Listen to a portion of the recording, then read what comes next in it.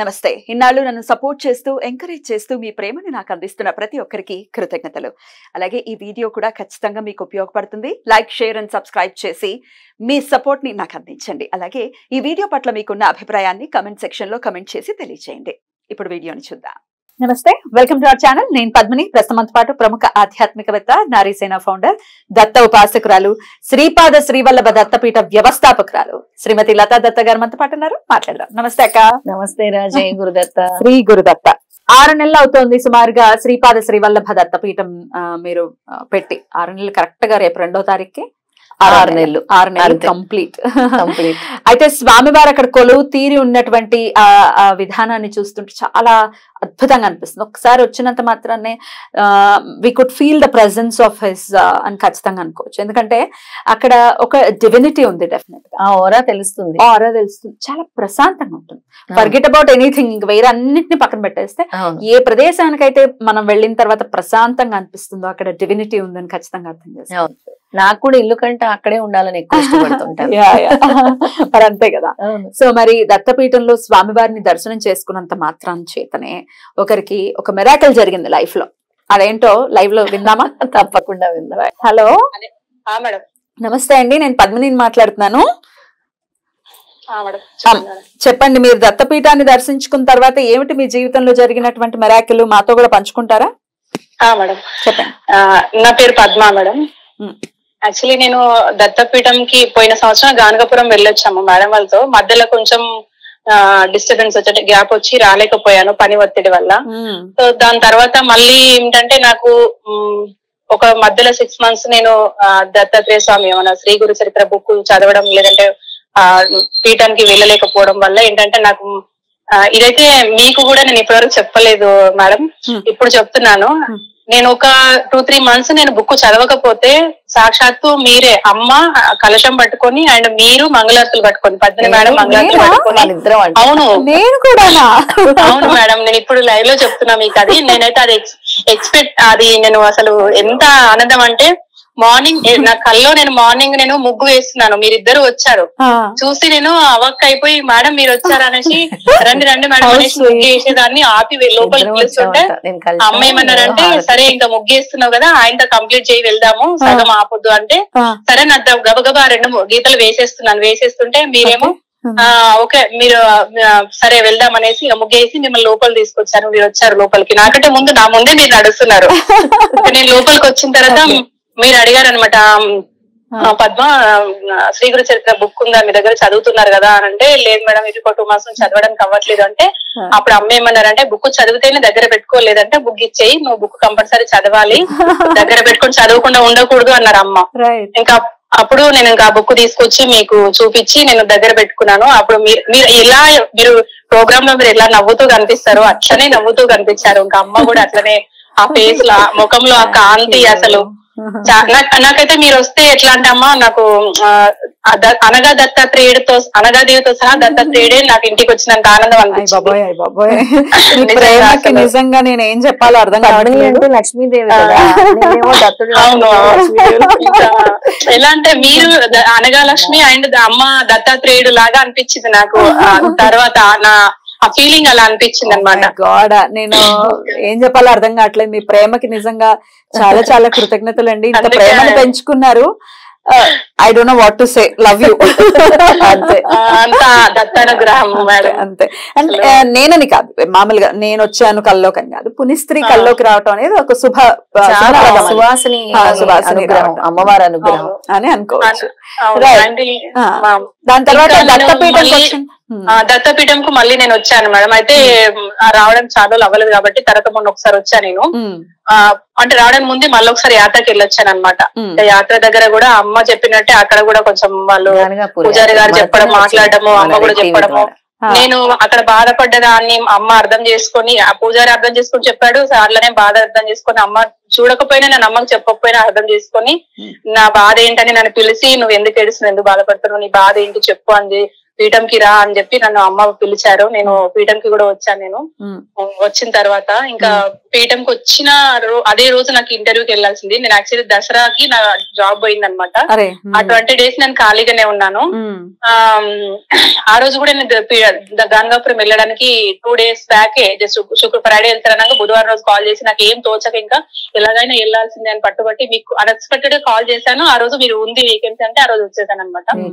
So తర్వాత అక్కడికి వెళ్ళొచ్చిన తర్వాత మళ్ళీ నాకు పీఠంకి వెళ్ళాను. నేను పీఠంకి వెళ్తే ఇంకా ఆ రోజు గురువారం పౌర్ణమి కూడా ఉండే. సో ఇంకా నేను వెళ్ళి చాలాసేపు కూర్చున్నాను.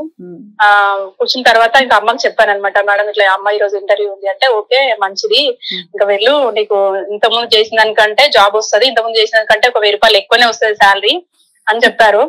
ఇంకా నాకు 17,500 వస్తుండే ఇంతకుముందు చేసిన దగ్గర. తీరా ఆ రోజు నేను ఆ పూజ దగ్గర నుంచి ఆ రోజు ఆ పూజ చేసుకొని వచ్చామన్నమాట. మన ఏది లక్ష్మీ వ్రతం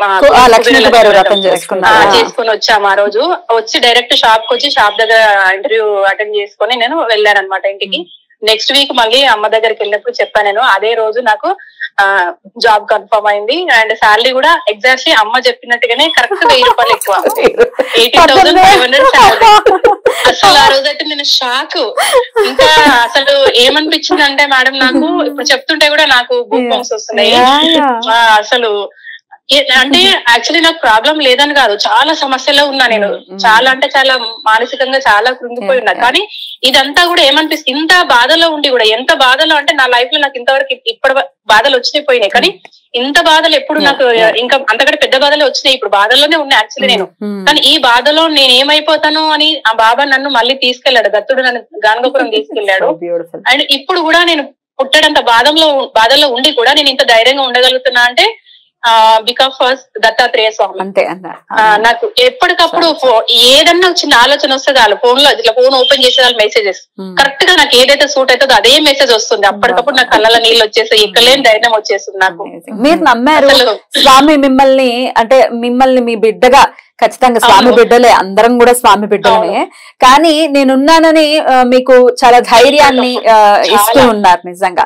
అంటే మీరు నమ్మిన విధానానికి అలా ఆయన నుంచి రెస్పాన్స్ వస్తుందని చెప్పుకోవచ్చు.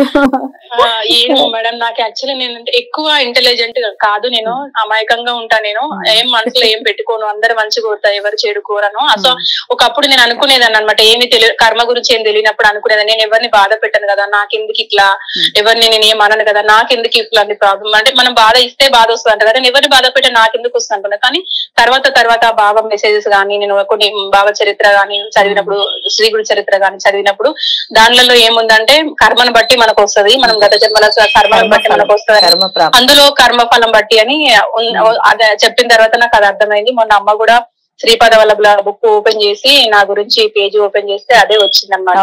కర్మానుసారం అని కొంత కర్మ కొంత ఉంది, పితృదోషం కొంత ఉంది అన్నట్టుగా వచ్చింది. సో నాకు ఇంకా అది క్లియర్ చేసుకుంటే నాకు సరిపోతుంది. ఇంత ప్రాబ్లమ్స్ ఉన్నా కూడా ఇది క్లియర్ అయిపోతుంది, ఓకే వచ్చినా పర్లేదు, ఇది క్లియర్ అయిపోతుంది నాకు అనే ఒక ధైర్యం ఖచ్చితంగా క్లియర్ అవుతుంది. మీరు చాలా చాలా సంతోషంగా ఉంటారు, అందులో ఎటువంటి సందేహం లేదు. మీరు స్వామిని నమ్మిన తీరు నన్ను చాలా ఇన్స్పైర్ చేస్తుంది. ఇంకొక ఇన్సిడెంట్ మేడం, ఇంకొక ఇన్సిడెంట్ చెప్పాలి. నిన్న రాత్రి కూడా నా కల్లో బాబా కనిపించారు. ఎలా అంటే మా కాలనీలోనే ఒకరు, వాళ్ళు ముస్లిం వాళ్ళు, ఆంధ్ర సైడ్ వాళ్ళ ఏరియా ముస్లిం వాళ్ళు 3 floors బిల్డింగ్ కట్టుకున్నారు. 3 floors హైట్ కి మొత్తం ఒక వాళ్ళు బాబాకి వాళ్ళు సపరేట్ గా కట్టించి ఆ బిల్డింగ్ ముందు, అంటే బిల్డింగ్ ఆడుకొని అదే బిల్డింగ్ ఫుల్ కంప్లీట్ గా వాల్ వేసేసి బాబాని ఫుల్ గా నిలబెట్టేసి ఇట్లా పెద్ద 3 floor బిల్డింగ్ ఎంత హైట్ ఉంటుందో అంత హైట్ బాబా విగ్రహం వాళ్ళు స్టాచ్యూ లాగా పెట్టుకున్నారు అనమాట వాళ్ళు. అయితే అది నేను చూసాను. నేను అనుకున్నా అబ్బా నేను తర్వాత ఇప్పుడు నేను చిన్నిల్లు ఉంది కదా, నేను పెద్దిల్లు కట్టుకున్నా, నేను కూడా ఇట్లా పెట్టుకోవాలి, ఇంత కాకపోయినా కొంతన్నా పెట్టుకోవాలి అని అనుకున్నా కల్లో, మామూలుగా అనుకున్నా. సో నా కల్లో ఏంటంటే నిన్న ఒకరు ఇల్లు కట్టుకున్నారు, బాగుంది. అసలు ఆ ఇంటి చుట్టూ బాబా విగ్రహాలే. అసలు అసలు నాకైతే ఆశ్చర్యం. మా అబ్బాయి అంటున్నాడు, మమ్మీ అగో నీకు నచ్చిన బాబా విగ్రహాలు చూడు ఎంత బాగా కనిపిస్తున్నాయి, నాకు నచ్చిన కృష్ణ విగ్రహం కూడా ఉంది మమ్మీ అని అంటున్నాడు మా అబ్బాయి. అసలు నేను చాలా చాలా సంతోషంగా ఉన్నా మేడం. ఎప్పటి నుంచో ఇట్లా ఈ వీడియో అండ్ లైవ్ లో కూడా నేను మాట్లాడాలనుకున్నా. అప్పుడు ప్రోగ్రామ్ ఇలా కుదిరింది. యాత్రకు వచ్చినప్పుడు ఒకసారి మాట్లాడాను. సో అయినా ఇప్పుడు మాట్లాడడం వల్ల కూడా ఏంటంటే నా ఉద్దేశం ఏంటంటే, మీరు పదే మీరు చెప్తుంటారు, అమ్మ కూడా చెప్తుంటారు, మేము మాట్లాడేది ఏదైనా సరే నలుగురికి ఉపయోగపడాలి, నలుగురు ప్రాబ్లమ్స్ నుంచి బయటపడాలని మీరు చెప్తారు కదా మేడం. మీ ఆ తాపత్రయం, మీ ఆరాటం ఉంటది కదా. అమ్మ కూడా స్వచ్ఛమైన మనసు, మీరు కూడా స్వచ్ఛమైన మనసు. అసలు ఎంత ఆరాట పడతారంటే ఎవరికి ఏం సంబంధం లేకపోయినా సరే మీకు ఎంత ప్రేమ ఆరాటం ఉంటుంది. నాకు అది చాలా బాగా నచ్చుతుంది. అందుకే ఇది కూడా నలుగురికి ఉపయోగపడాలని ఉద్దేశం. తప్పకుండా ఉపయోగపడుతుంది. మీరు చెప్పింది డెఫినెట్ గా నన్ను ఇన్స్పైర్ చేస్తుందంటే డెఫినెట్ గా అందరిని ఇన్స్పైర్ చేస్తుంది. రైట్ అండి, చాలా చాలా సంతోషం. ఎప్పటికీ సంతోషంగా ఉండండి. ఓకే, థ్యాంక్ యూ అండి. నమస్తే. నమస్తే అమ్మా. నమస్తే. హౌ బ్యూటిఫుల్ అక్క, అసలు చక్కగా చెప్పారు.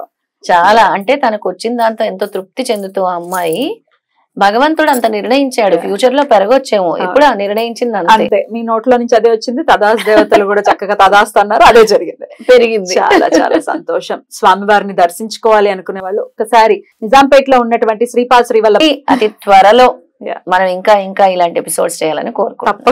తప్పకుండా thank you so very much. నమస్తే. నమస్తే.